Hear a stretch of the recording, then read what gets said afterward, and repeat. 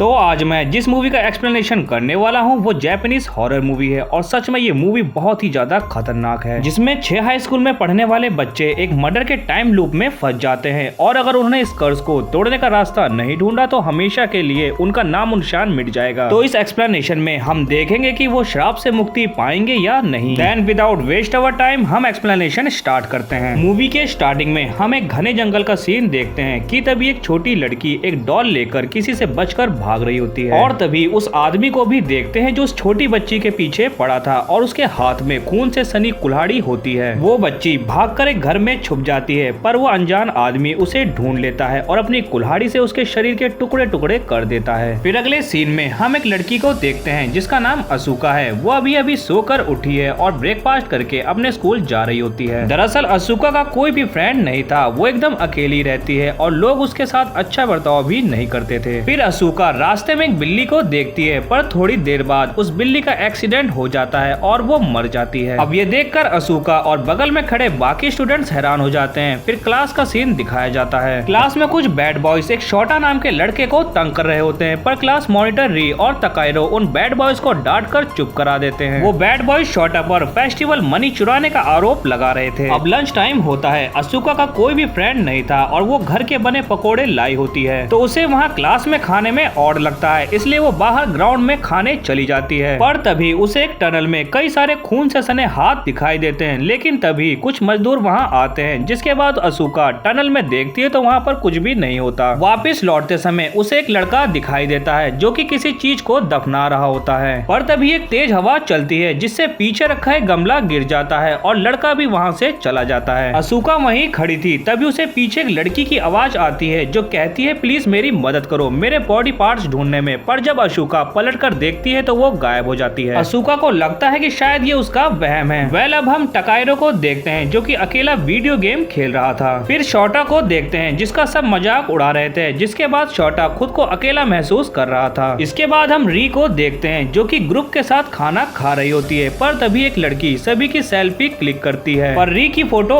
आधी आती है जिस पर कोई ध्यान नहीं देता। इसका मतलब री भी अकेला महसूस कर रही थी। अब हम रूमिका को देखते हैं जो कि अपने बॉयफ्रेंड के साथ बैठी होती है पर उसका बॉयफ्रेंड उस पर ध्यान नहीं देता। इसका मतलब रूमिका भी अब अंदर से अकेली थी। अभी अत्सुशी मिसिंग है जो कि आगे दिखाया जाएगा क्योंकि वो दूसरे स्टैंडर्ड में है और अपनी असूका तो पहले से ही अलोन है। वैसे ये कर्ज उन्हीं को मिलेगा जो अपने आप को अकेला महसूस करते हैं, ये बात आप लोग ध्यान रखना। फिर असूका को फोन में मैसेज आते हैं जिसमें वो अनजान शख्स खून खराबे की बातें कर रहा था, जिसे देखकर वो घबरा जाती है और अपने बेड पर लेट जाती है। और तभी रात के 12 बज जाते हैं। फिर हम देखते हैं कि असूका, री, रूमिका, शोटा, तकाइरो और अत्सुशी ये 6 लोग अपने स्कूल में पहुंच जाते हैं और जहां बीचों बीच एक कॉफिन रखा होता है। ये सब हैरान थे कि ये लोग यहाँ पर आखिर कैसे पहुंचे। शोटा कहता है कि मुझे किसी की आवाज सुनाई दी थी जिसने बॉडी ढूंढने को कहा था, लेकिन अत्सुशी को इन सब में कोई इंटरेस्ट नहीं होता और वो अकेला बाहर चला जाता है। पर तभी कोई अनजान चीज आकर अत्सुशी के शरीर के 2 टुकड़े कर देती है और इतना ही नहीं वो रूमिका को भी बुरी तरह से मार डालती है। अब ये देखकर बचे हुए बाकी लोग डर जाते हैं और भागने लगते हैं पर सभी रास्ते बंद थे, लेकिन वो अनजान चीज उनका पीछा कर रही थी जिसके बाद वो शोटा को भी मार डालती है। ये देखकर री वहाँ से सीढ़ियों के ऊपर भागती है पर वो चीज उसे भी बुरी तरह से मार देती है। तकाइरो और असूका उससे बचने के लिए एक रूम में छुप जाते हैं पर वो चीज इतनी ताकतवर थी कि वो दरवाजा तोड़कर अंदर आ जाती है और तकाइरो को भी मार डालती है। अब सिर्फ असूका बची थी पर तभी वो चीज असूका को भी ढूंढ लेती है, लेकिन अब हम उस चीज को साफ साफ देख सकते हैं। दरअसल ये उसी लड़की का गोश्त है जिसका किसी ने स्टार्टिंग में मर्डर कर दिया था और उसके हाथ में वही डॉल होती है जो उसने ले रखी थी। अब सवाल ये है कि वो इन सबको क्यों मार रही है, बस थोड़ी देर में ही पता चल जाएगा। असूका उसको देखती है तो बहुत डर जाती है क्योंकि वो बहुत भयानक दिख रही थी। वो उससे लड़ती है पर वो चीज उसे भी मार डालती है। हम देखते हैं कि असूका दोबारा अपने बिस्तर से उठती है और वो भी सेम डेट एंड टाइम पर। इसका मतलब अब असूका और बाकी के लोग एक टाइम लूप में फंस चुके थे।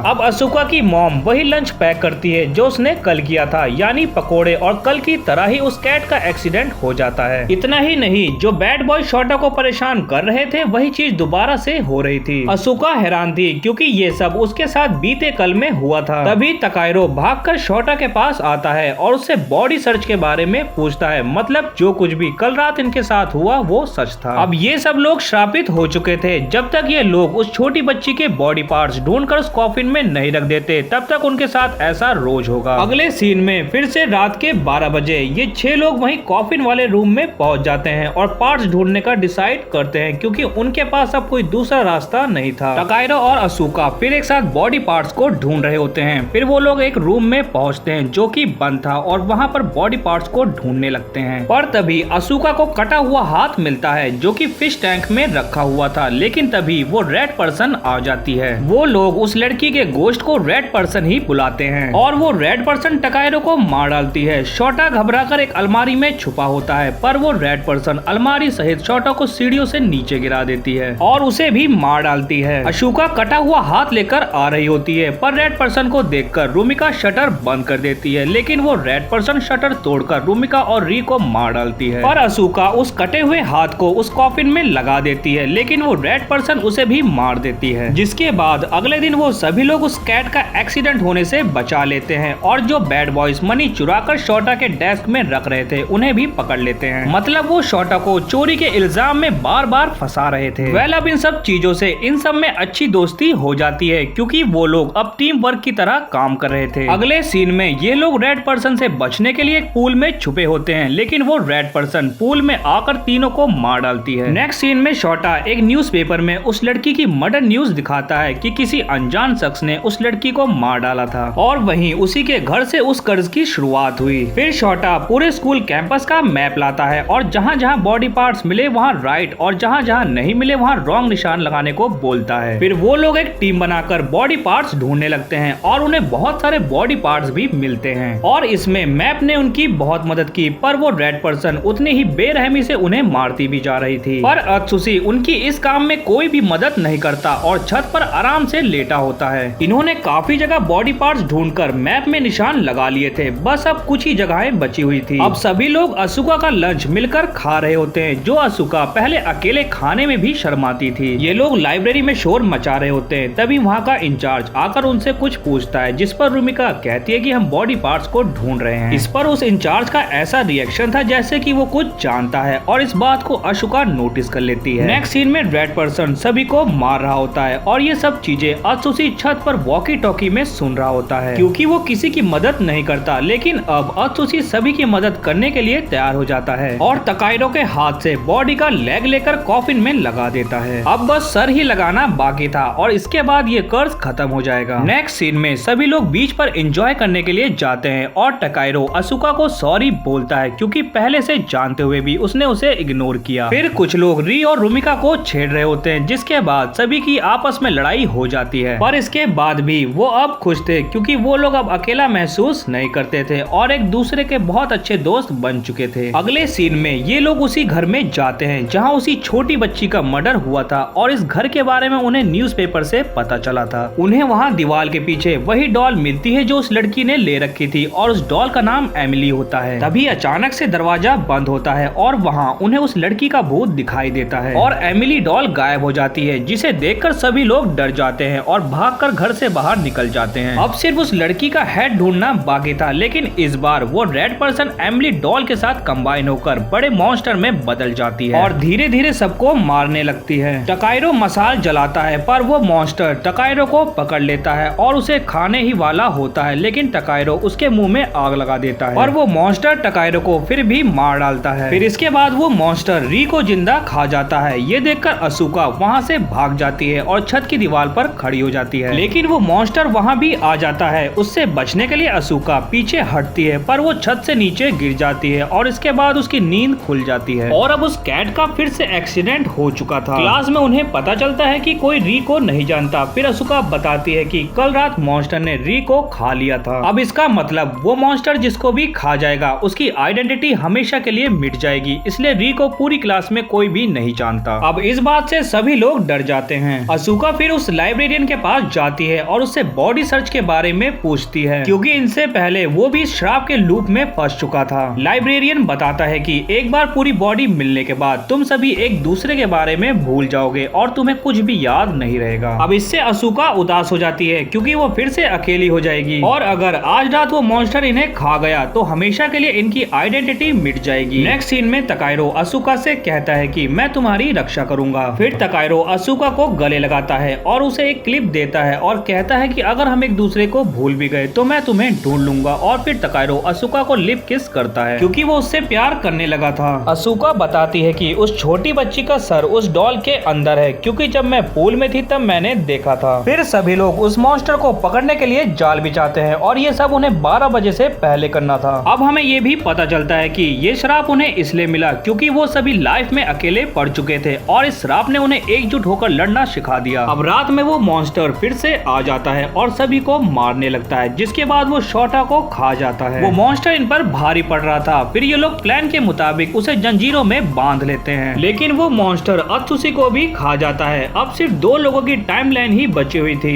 ये देखकर तकाइरो कटर की मदद से उस मॉन्स्टर का सर फाड़ देता है, जिसमें से उस छोटी बच्ची का सर नीचे गिरता है। वो उस सर को कॉफिन में रखने जा रहे होते हैं, पर तभी वो मॉन्स्टर फिर से आ जाता है और तकाइरो को मारकर खा जाता है। तकाइरो मरने से पहले असुका से कहता है कि तुम घबराना मत, हम एक दूसरे को फिर से ढूंढ लेंगे। फिर वो मॉन्स्टर असुका को मारने वाला होता है, पर असुका उससे फाइट करती है और उसे पाइप से बुरी तरह से मारती है। उसे उस पर बहुत गुस्सा आ रहा था क्योंकि उसकी वजह से तकाइरो उसे भूल जाएगा। फिर वो मॉन्स्टर एक जंजीर में लिपट जाता है और ऊपर लटक रहा हुआ क्रॉस उसके सीने में घुस जाता है और वो मॉन्स्टर मारा जाता है। फिर असुका उस छोटी बच्ची का सर कॉफिन में लगा देती है और कहती है कि तुम अब अकेली नहीं हो, अब सब ठीक है, और कॉफिन को बंद कर देती है। बॉडी अब कंप्लीट हो चुकी थी, इसका मतलब श्राप भी अब खत्म हो चुका था। नेक्स्ट सीन में असुका फिर से बेड से उठती है और उसकी लाइफ फिर से बोरिंग हो गई थी। फिर टीवी में उस छोटी बच्ची के बारे में न्यूज आ रही होती है कि 30 साल पुरानी मर्डर मिस्ट्री अब सुलझ चुकी है। अब सबकी लाइफ फिर से पहले जैसी हो गई थी। कोई किसी के बारे में नहीं जानता था, सब एक दूसरे के बारे में भूल चुके थे और उनके साथ क्या क्या हुआ ये भी सिर्फ असुका को ये सब याद था क्योंकि उसने आखिरी में सर को लगाया था और मॉन्स्टर से खाने से बची थी। री भी वापस आ जाती है जिसकी आइडेंटिटी मिट गई थी। फिर असुका की पॉकेट से वही क्लिप गिरती है जो तकाइरो ने असुका को दी थी और तकाइरो को सब कुछ याद आ जाता है कि उनके साथ क्या क्या हुआ था, पर बाकी सबको कुछ भी याद नहीं आता। अब लास्ट में हम पोस्ट क्रेडिट सीन में देखते हैं कि उसी टनल में एक न्यूज़पेपर था जिसमें उस छोटी बच्ची की मर्डर की न्यूज थी, पर वो अचानक से चेंज हो जाती है और उसकी जगह असुका की फोटो आ जाती है। अब इसका मतलब ये है कि शायद नेक्स्ट मूवी में असुका का मर्डर हो चुका होगा जिसमें वो सिर्फ 8 साल की थी। वेल ये मूवी यहीं पर एंड हो जाती है। सो आपको एक्सप्लेनेशन कैसा लगा कमेंट में जरूर बताना और वीडियो पसंद आई हो तो लाइक एंड चैनल को सब्सक्राइब भी जरूर कर देना।